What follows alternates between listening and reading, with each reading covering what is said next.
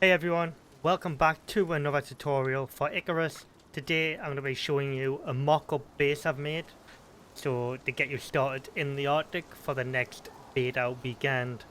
So in here, this is everything that should keep you alive during your stay in the Arctic. I'm going to be covering the armor to use, what kind of equipment you want to be taking with you, and what's behind this aluminium door. So let's take a little look.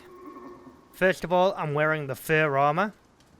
You don't need any talents to unlock this, and it's relatively cheap to make. This is 100%. You need this to get into the Arctic. It gives you really good heat resistance, unlike the carbon fiber. The only problem is this doesn't give you the plus 10% carry capacity like the carbon fiber does, but you want to be trying to keep warm as much as possible, so this is a must. Again, I'm using the hunting rifle. You want to be taking this as you're going to be coming up against harder enemies in the Arctic. So, yeah, you want to be taking this. You have plenty of ammo. And obviously you want to be taking a bow of your choice. I'm using the recurve bow here. And I'm going to be taking the steel pickaxe. Okay. Next is, you don't want to be using torches anymore. You want to be using the lantern. This here works the same way as a torch, but it has a much better durability and it emits a nice radius of light. And this next item here is the thermos. This is 100%. You need this not just for drinking, for getting into the Arctic. So this holds more water. And it doesn't have any burn off at all that I've noticed. So this retains all of the water. And yeah, if you look at the dial, it's barely moving when I'm drinking. So the second use is for cooking. You're still going to need food in the Arctic. So what I recommend is taking some wheat with you. Not a lot, just enough for some flatbread. So you can still cook and gain your 10% experience bonus. So I've gone with a 2x2 aluminium basically shed here. With a door, no windows obviously because you're going to be in the Arctic. And with a central aluminium column. I've got aluminium floor, aluminium roof, and aluminium all the way around.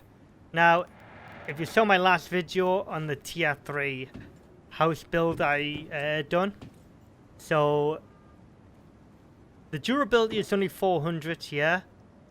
I've had this tested through the biggest storm you can get so far, and this took a battering, but I left it alone. I didn't repair it at all. I'll have a video up on screen showing you that now, the damage it took. And yeah, it took a big damage, but you wouldn't not be inside this repairing it during a storm. So yeah, this can hold up well, but it should be okay in the Arctic as long as you're repairing it. Okay, now what do we have in here? We've got a bed in here. Now this can house it. This could hold another bed, another like 3 beds potentially.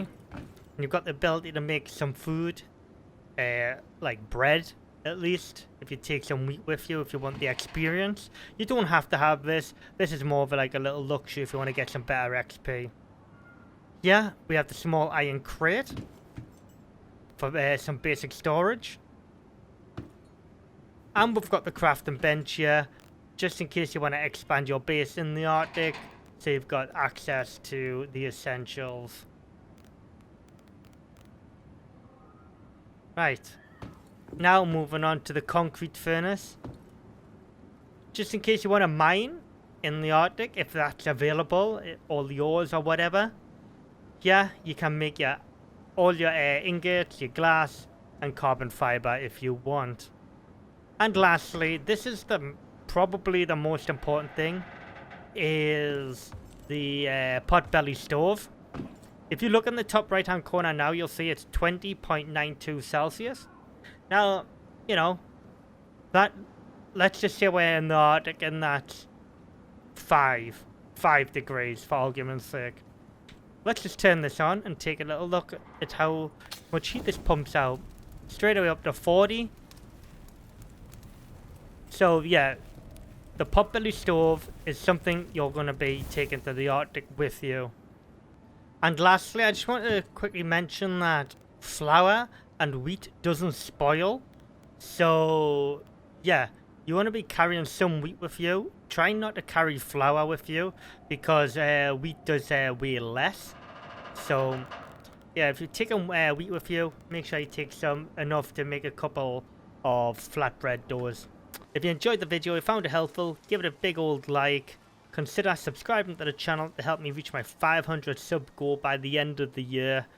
Yeah, only 0.7% of the people who watch my content are actually subscribing who's watching it. So it'd be a big thing if you could subscribe if you enjoy my stuff. Anyways, thanks for watching, and I'll see you all in the next video.